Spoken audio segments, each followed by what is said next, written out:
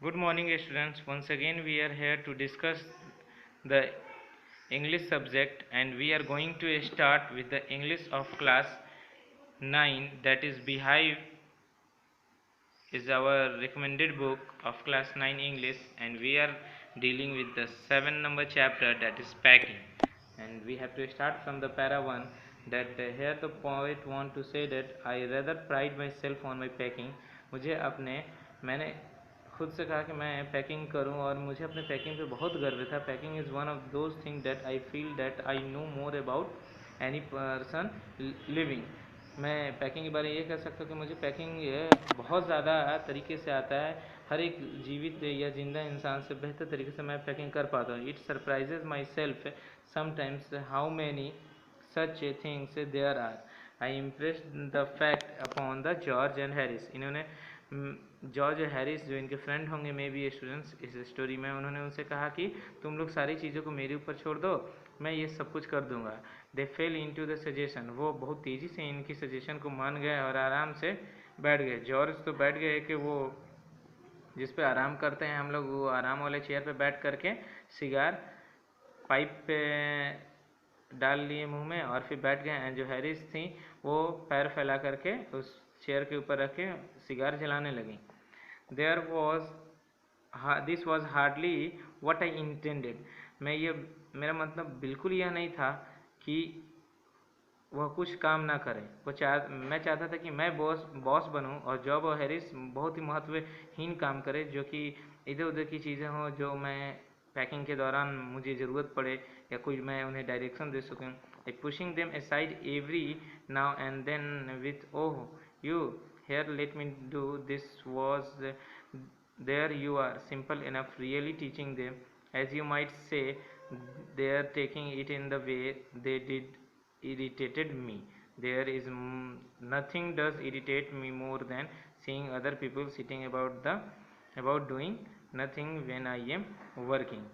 मेरा मतलब यही था कि सिर्फ निश्चित रूप से वो मेरे लिए महत्वहीन काम करें, क्योंकि मैं सब कुछ तो जिम्मेदारी उठा ही चुका था. स्टूडेंट पोइट का ये कहना है कि वो इस प्रकार ये करते थे कि वो अकेले मैं उन्हें इधर उधर के कामों में धकेल दूं और अरे तुम लाओ, तुम वह लाओ, मैं करता हूँ, अरे तो यह बड़ा आसान काम है, एक प्रकार से उन्हें सिखाते हुए मैं कह सकता हूँ. उनका मेरी बात को इस तरह समझने से मैं चिढ़ गया. मैं सबसे ज़्यादा इसी बात से चिढ़ता हूँ जब मैं काम कर रहा हूँ तो मेरे आसपास लोग बेकार बैठे हों. I lived with a man once who used to make me mad.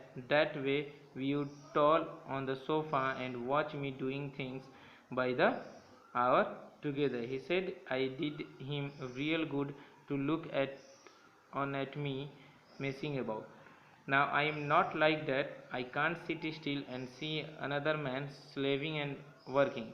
I want to go up and superintendent and walk around with my hand in my pockets and tell him what to do. It is energetic nature. I can't help it. एक बार मैं ऐसे आदमी के साथ रहा था जो इस प्रकार मुझे पागल कर देता था. वह सोफे पर पड़ा रहता और 1 घंटे तक लगातार मुझे काम करते हुए देखता रहता. वह कहता था कि उसे मुझे चीज़ों को ख़राब करते देखने में मुझे असली आनंद आता है. अब मैं ऐसा नहीं हूँ. मैं चुपचाप नहीं बैठ सकता और दूसरे व्यक्ति को गुलामी और काम करते नहीं देख सकता. उठ खड़ा होना और निरीक्षण करना है मेरी आदत थी. मैं अपने जेबों में हाथ डाल कर चारों ओर घूमना चाहता था और उसे बताना चाहता हूँ कि उसे क्या करना है. क्या मैं ऊर्जावान स्वभाव है, मैं इसमें कुछ नहीं कर सकता. However, I did not say anything but I started the packing. I seemed a longer job than I thought it was going to be. या मैंने कुछ नहीं कहा, मैं पैकिंग शुरू कर दिया और मैंने सोचा था कि यह सबसे ज़्यादा लंबा काम निकला मेरे उम्मीद से ज़्यादा. But I go the bag finished at last. मैंने बैग को पूरा बंद किया, पूरे काम को ख़त्म किया. आई सेट ऑन इट. मैं उसके ऊपर बैठा एंड स्ट्रैप्ड इट और उसे फीते बांध दिए. And you going to put the boots in, said Harris. क्या तुम जूते इसमें नहीं रखोगे, हैरिस ने कहा. He could not have said a word until I had got the bag shut and strapped. Of course Harris ने कहा, और मैंने आसपास देखा और पाया कि उन्हें रखना भूल गया था। यह हैरिस की खास आदत है। निश्चित ही उसने बैग बंद करने का फीता बांधने तक कुछ नहीं कहा। And George laughed, one of those irritating, senseless laugh of his. They do make me so wild. निश्चित ही वह बैग का फीता बांधते हैं तो कुछ नहीं कहा और जॉर्ज हंसने लगा। यह उसकी चिढ़ा देने वाली बिना मतलब की हंसी थी जो मैं बर्दाश्त नहीं कर सकता था। यह मुझे पागल कर देती थी। I open the bag and pack the boots in. मैंने बैग को खोला और बैग में पुट कर दिया बूट्स को। And then just as I was going to close it, और जैसे मैं क्लोज करने जा रहा था, horrible idea occur to me.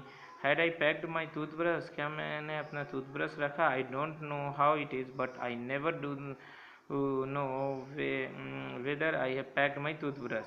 My toothbrush is a thing that haunts me when I am traveling. Toothbrush मेरा एक ऐसा चीज़ जो मुझे हमेशा डरा देता है and makes my life misery. I dream that I then packed it and wake up in a cold perspiration and get out of the bed and hunt for it. And in the evening I pack it before I have used and have to unpack again to get it. And it is always the last thing I turn out of the bag, and then I repack and forget it, and have to rush upstairs and for it at the last moment and carry it to the railway station and wrapped up in my pocket handkerchief. मैंने bag खोला और जूते उसमें रख दिया और मैंने फिर से इसे बंद करने वाला था, तभी मुझे वह आइडिया है कि क्या मैंने टूथब्रश रखा। ये स्टूडेंट, ये लेखक का ख्याल है क्योंकि उन्हें टूथब्रश भूल जाने की आदत है।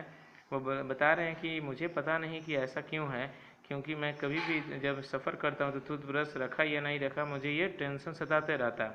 मेरा दांतों का ब्रश एक ऐसा चीज़ जो मुझे हमेशा परेशान करता है जब मैं यात्रा करता हूँ, मेरे जीवन को कष्टदायक बना देता है। मैं स्वप्न देखता हूँ कि मैंने इसे पैक ही नहीं किया और इसे ठंडे पसीने के साथ उठ बैठता हूँ और बिस्तर से बाहर निकलकर उसे ढूंढने लगता हूँ और सुबह को उसका उपयोग करने से पहले ही उसे पैक कर देता हूँ और उसे ढूंढने के लिए मुझे सामान खोलना पड़ा और बैग में से निकालने वाली यह हमेशा आखिरी वस्तु होती है और फिर मैं पुनः सब कुछ पैक करता हूँ और उसे भूल जाता हूँ और आखिरी क्षण पर मुझे इसे लाने के लिए सीढ़ियाँ चढ़कर ऊपर भागना पड़ता है और उसे ऊपर रुमाल में लपेट कर रेलवे स्टेशन पर ले जाना पड़ता है। So with this para we will end this video, students. We will discuss the next para, that is para number 6, in the next video. So that's all, students. Thank you. Have a nice day.